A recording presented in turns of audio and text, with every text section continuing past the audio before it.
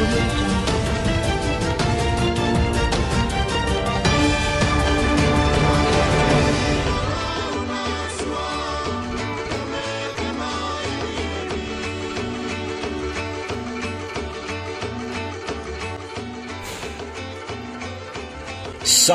jumpa kembali di Jejak Papua Channel.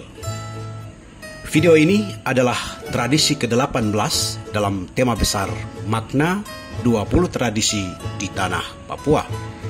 Video pertama telah disajikan tentang makna tradisi bakar mayat dan tradisi bakar batu.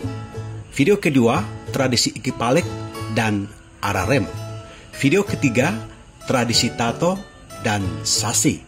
Video keempat, tradisi tifa darah dan mansorandak. Video kelima, tradisi perang dan mumi. Video keenam, tradisi noken dan kipomoti. Video ketujuh disajikan tentang tradisi pinang. Dan video kedelapan disajikan tentang tradisi yuwo. Kemudian video kesembilan, tradisi suanggi. Dan video ke-10 tentang tradisi waita dan tradisi snap mor. Video ini adalah tradisi ke-18 patung bis di Asmat, Papua. Patung bis sangat sakral dan berkenaan dengan mitologi keberadaan suku Asmat di Papua. Tetapi telah dicuri di mana-mana untuk kepentingan bisnis. Kok bisa? Nonton terus video ini. Bis adalah patung yang dipahat bertingkat berbentuk wujud manusia oleh suku Asmat di tanah Papua. Patung bis ada yang diukir dengan posisi duduk dan ada pula yang berdiri saling menyusun sehingga tingginya bisa mencapai 3-4 meter. Sahabat, kata bis berasal dari kata mbiu, artinya nenek moyang. Arwah-arwah nenek moyang suku Asmat diyakini tinggal di dalam patung bis. Bagi suku Asmat, patung bis melambangkan nenek moyang mereka, sehingga patung bis sangat sakral bagi masyarakat Asmat hingga saat ini. Karena itu, patung dan memahat di masa lalu dan saat ini telah menjadi bagian penting dalam kehidupan suku Asmat, karena patung bis berkenaan dengan mitologi asal-usul suku Asmat. Pada zaman dahulu, seorang pemuda Asmat bernama Pumerepits jatuh cinta dengan Tewe Raut. Tewe Raut adalah gadis yang cantik pada masa itu, sehingga memiliki banyak pengagum. Pumerepits dan Tewe Raut saling jatuh cinta. Suatu hari, mereka ke hutan dengan perahu mengikuti sungai. Di hutan, jauh dari kampung, mereka memadu kasih. Setelah beberapa jam di hutan, mereka memutuskan untuk kembali ke perkampungan. Tiba di sungai, mereka sangat kaget. Perahu milik Pumerepits telah hilang. Ternyata di hutan mereka tak sendirian. Sepasang mata yang marah telah menyaksikan adegan percintaan mereka. Ia adalah teman dari Pumerepits yang juga menaruh hati pada Tewe Raut. Dengan hati terbakar, teman dari Pumerepits yang menyaksikan adegan percintaan mereka segera meninggalkan hutan dan menghanyutkan perahu milik Pumerepits. Kini satu-satunya jalan untuk tiba di kampung adalah harus melalui sungai. Mereka tidak bisa kembali ke kampung melalui hutan karena kampung mereka telah dikelilingi dengan hutan sagu dan rawa sehingga sulit ditembus. Karena itu, satu-satunya jalan untuk kembali ke kampung adalah Tewe Raut harus menyelundupkan kekasihnya ke dalam kapal yang hendak lewat di sungai itu. Dan ternyata benar, teman-temannya Tewe Raut tiba. Dan Tewe Raut menutup tubuh Pumerepits dengan lembaran dari nipah dan berbohong pada teman-temannya. Ia mengatakan telah mendapatkan telur semut merah yang sangat disukai oleh suku Asmat. Tidak ada masalah dalam perjalanan, semua berjalan lancar hingga kapal mencapai muara dekat perkampungan. Tiba-tiba saja badai menyerang dan memporak-porandakan isi kapal. Mereka mengetahui bahwa seluruh penumpang telah selamat. Namun tidak untuk Pumerepits yang telah dibungkus dalam lembaran nipah tersebut. Tewe Raut memastikan Pumerepits telah terhanyut. Tewe Raut menangis tidak henti-hentinya. teman-temannya menghibur dengan mengatakan Theoraut bisa mendapatkan telur semut merah di lain waktu. Yang penting, Theoraut dan teman-temannya telah selamat dari badai, walaupun kapalnya telah terhanyut. Akhirnya, Theoraut memutuskan untuk berterus terang bahwa bungkusan itu tak lain adalah Fumerepids. Seketika, duka cita melanda. Kini, Theoraut menghabiskan hidupnya sendirian dalam kesedihan akibat kekasihnya yang hilang.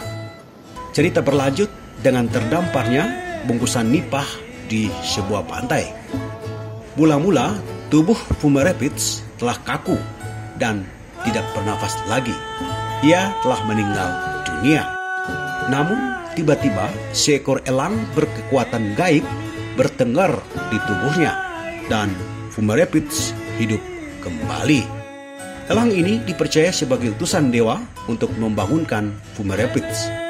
Fumerepids bangun dan ia sadar bahwa dirinya telah terdampar di suatu tempat asing. Tak berkawan, tak bertempat tinggal, bahkan tidak ada makanan. Dengan putus asa, ia menggurat-guratkan tangannya di atas pasir, menggambar sebuah rumah. Lalu tiba-tiba muncullah rumah yang sesungguhnya, yang lengkap dengan perabotan dan makanannya. Fumerepids mulai merasakan arwah para nenek moyang telah membantunya. Kemudian ia pun bertekad memulai kehidupan barunya. Lama-lama ia merasa kesepian. Ia melewatkan waktunya dengan membuat patung-patung kayu di depan rumahnya. Karena Fumerepids tak mengenal lelah mengerjakannya, di depan rumah bahkan hutan-hutan telah terpenuhi oleh patung kayu bikinannya. Bentuk dan ekspresi mereka bervariasi, sehingga Fumerepids tak lagi merasa sendiri. Namun ternyata lama-kelamaan ia masih merindukan teman yang dapat diajak berbicara atau berkomunikasi. Di tengah kemuramannya itu, ia mendengarkan bunyi daun kelapa yang bergesek ditiup angin. Ini menarik baginya. Lalu seketika ia pun menebang salah satu pohon, mengukirnya dan menjadikannya sebagai sebuah alat musik bernama kendara. Dengan alat musik ini, ia merasakan kebahagiaan lain. Suatu hari ketika ia memainkannya, tiba-tiba irama kendara yang terus-menerus diikuti oleh sebuah gerakan.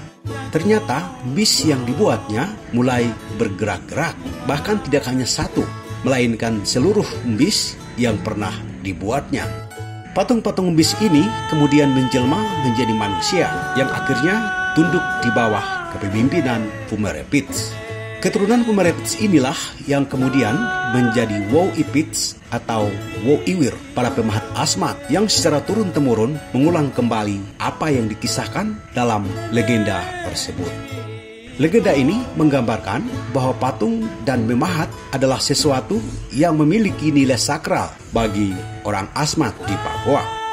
Mengukir patung pada suku asmat ini merupakan aktualisasi dan kepercayaan terhadap nenek moyang yang mereka simbolkan dalam ukiran patung, dan menamai patung tersebut dengan nama orang-orang yang telah meninggal dunia.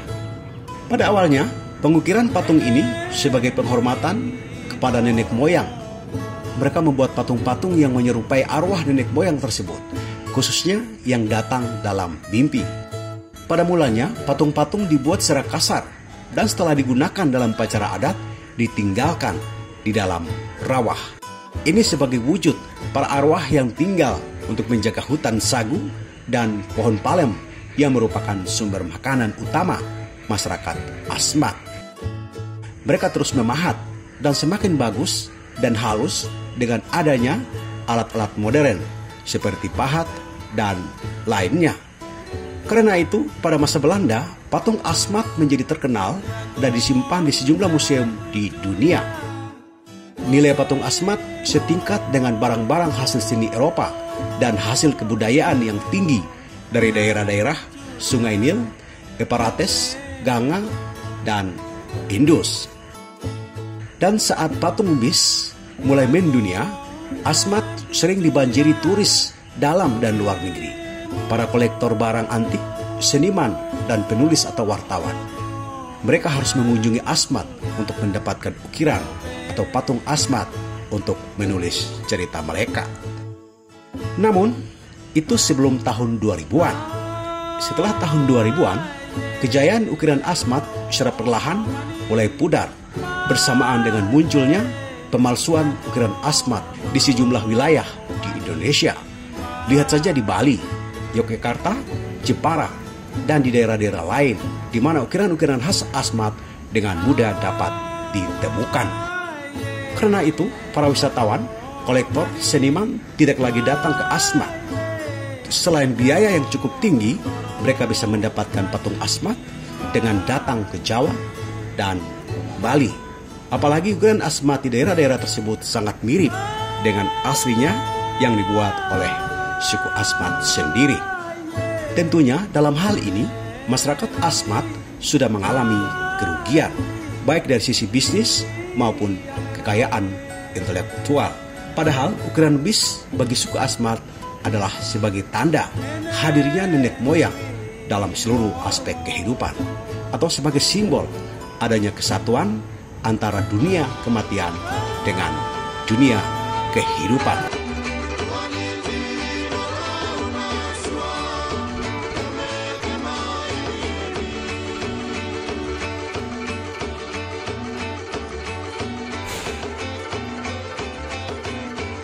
Sahabat, itulah tradisi patung bis dan kisah sedihnya. Lanjut nonton tradisi Popo lain hanya di Jejak Popo Channel. Wassalam.